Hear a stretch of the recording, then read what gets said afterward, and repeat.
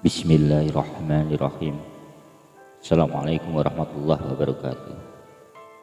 Syukur alhamdulillah kita bisa berjumpa lagi di channel ini. Salawat dan salam selalu dan tetap tercurahkan kepada junjungan kita Nabi besar Muhammad sallallahu alaihi wasallam. Harapan dan doa saya semoga saudaraku semuanya selalu diberikan kesehatan, dilapangkan rezeki, diampuni dosa-dosanya dan dipanjangkan umurnya. Amin amin ya rabbal alamin. Sahabat beriman yang dirahmati Allah, kita semua sadar bahwa kelak kita akan mengalami kematian. Sisa hidup yang kita jalani sekarang ini hanyalah menunggu waktu, menunggu giliran nyawa kita yang akan dicabut oleh malaikat. Dan dari sinilah kehidupan sesungguhnya baru dimulai.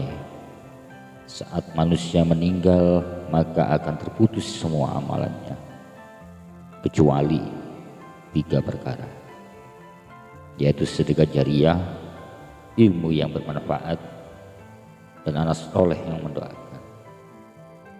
Hal ini sebagaimana yang pernah diriwayatkan oleh Abu Hurairah radhiyallahu anhu bahwa Rasulullah SAW pernah bersabda, apabila manusia meninggal amalnya akan terputus kecuali 3 hal: sedekah jariah, ilmu yang bermanfaat, dan anak soleh yang selalu mendoakannya. Sebagai seorang muslim yang sadar akan pentingnya bekal amal di hari kiamat, tentu akan sangat berharap amal yang pernah dikerjakannya semasa hidup bisa mengantarkannya menuju surga yang telah Allah sediakan. Tapi sebelum itu perlu kita ketahui terlebih dahulu tentang amal jariah. Amal jariah adalah amal yang akan terus mengalir meski pengamalnya telah meninggal dunia. Amal tersebut bisa berupa amal kebaikan maupun amal keburukan. Ketika semasa hidup kita gemar melakukan sedekah, maka pahala sedekah tersebut akan terus mengalir. Sekalipun kita telah meninggal dunia, kita akan terus mendapatkan kucuran pahala selama harta atau tenaga yang kita sedekahkan masih dimanfaatkan atau membawa manfaat bagi kaum muslimin lainnya. Begitu juga dengan amal keburukan yang pernah kita kerjakan semasa hidup dunia, kita pun akan terus mendapatkan kucuran dosa.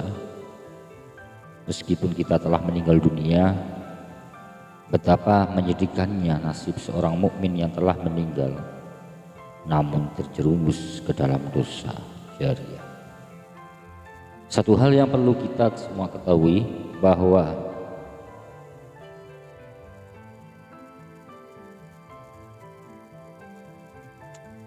misalnya fokus jawab penggawai.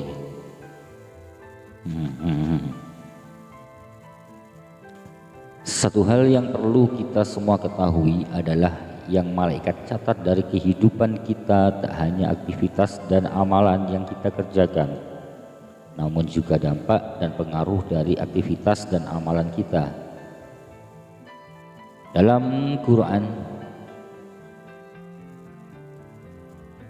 surah Yasin ayat 12, Allah Subhanahu wa ta'ala berfirman, sesungguhnya kami menghidupkan orang-orang mati dan kami menuliskan apa yang telah mereka kerjakan dan berkas-berkas yang mereka tinggalkan, dan segala sesuatu kami kumpulkan dalam kitab induk yang nyata, Lauhul Mahfuz. Dari ayat tersebut dapat kita simpulkan bahwa orang yang melakukan amal dan aktivitas yang baik, insya Allah Allah Subhanahu wa ta'ala akan mencatat amal baik itu dan memberikan ganjaran dari apa yang diamalkan. Oleh karena itu, agama Islam mengajarkan umatnya untuk melakukan amal kebaikan yang bisa memberikan pengaruh baik bagi masyarakat luas. Insya Allah dengan begitu kita akan mendapatkan pahala dari amal yang kita kerjakan sekaligus dampak baiknya. Sebaliknya, apabila kita melakukan amal keburukan atau maksiat, kita pun akan menuai dosa. ditambah lagi dengan dampak buruk yang akan kita dapatkan.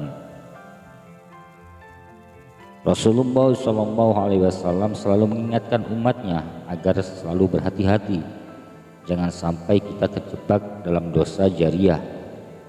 Maksudnya adalah dosa yang akan terus mengikuti pelakunya meskipun pelaku tersebut telah meninggal dunia. Lalu jenis dosa apa saja yang akan terus menimpa pelakunya meskipun pelakunya telah meninggal dunia? Yang pertama adalah mempelopori perbuatan maksiat. Maksudnya adalah seseorang yang melakukan perbuatan maksiat di hadapan orang lain sehingga banyak orang yang mengikuti perbuatannya, sekalipun orang tersebut tidak mengajak orang lain untuk mengikutinya. Dari Jabir bin Abdullah, Rasulullah SAW bersabda, barang siapa yang mempelopori satu kebiasaan buruk dalam Islam, maka dia mendapatkan dosa keburukan itu dan dosa setiap orang yang melakukan keburukan itu karena ulahnya.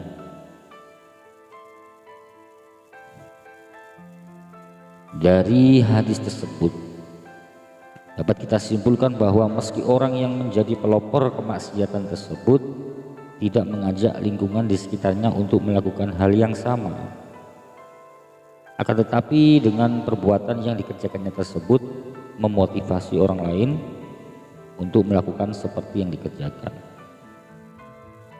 Oleh karena itu, anak Adam yang pertama kali membunuh, maka dia akan dilimpahi tanggung jawab atas semua kasus pembunuhan. Karena kezaliman di alam ini, Rasulullah SAW sabda, tak ada satu jiwa yang terbunuh secara zalim, melainkan anak Adam yang pertama kali membunuh akan mendapatkan dosa karena pertumpahan darah itu. Hadis riwayat Bukhari dan Muslim. Yang kedua adalah mengajak melakukan kesesatan dan maksiat. Seseorang yang menyuruh atau mengajak pada perbuatan dosa maka akan mendapatkan pula dosa dari para pengikutnya. Hal ini telah dijelaskan oleh Allah Subhanahu wa taala di dalam Al-Qur'an, yaitu di dalam surah An-Nahl ayat 25. Mereka akan memikul dosa-dosanya dengan penuh pada hari kiamat. Dan berikut dosa-dosa orang yang mereka sesatkan yang tidak mengetahui sedikit pun atau bahwa mereka disesatkan. Adapun orang-orang yang termasuk dalam dosa ini adalah para dai yang menyeru kepada kemaksiatan atau tokoh paranormal yang mengajak kepada kesyirikan. Orang-orang inilah yang akan terus mendapatkan aliran dosa sekalipun telah meninggal dunia. Termasuk juga dalam hal ini adalah orang yang menyuruh orang lain untuk berbuat dosa meski ia sendiri tidak melakukannya, akan tetapi orang tersebut mendapatkan dosa dari orang lain yang melakukan apa yang diperintahkan. Selama ini masih ada manusia yang mengikutinya atau menjalankannya.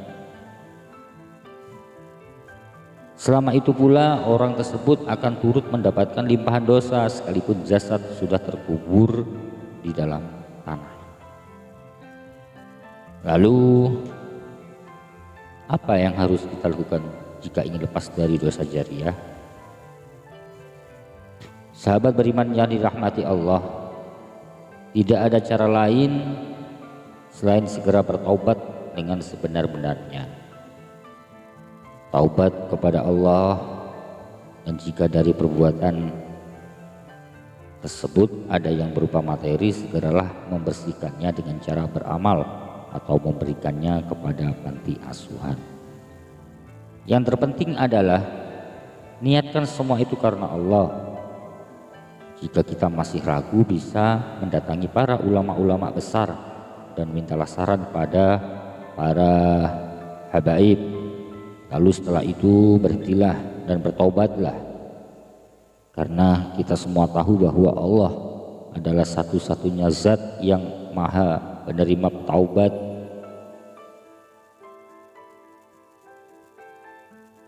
Dan semoga Allah subhanahu wa ta'ala meninggalkan kita semua dari dosa-dosa jariah yang menghinakan. Amin amin ya rabbal alamin. Demikian yang bisa saya bagikan, semoga bermanfaat untuk kita semua. Assalamualaikum warahmatullahi wabarakatuh.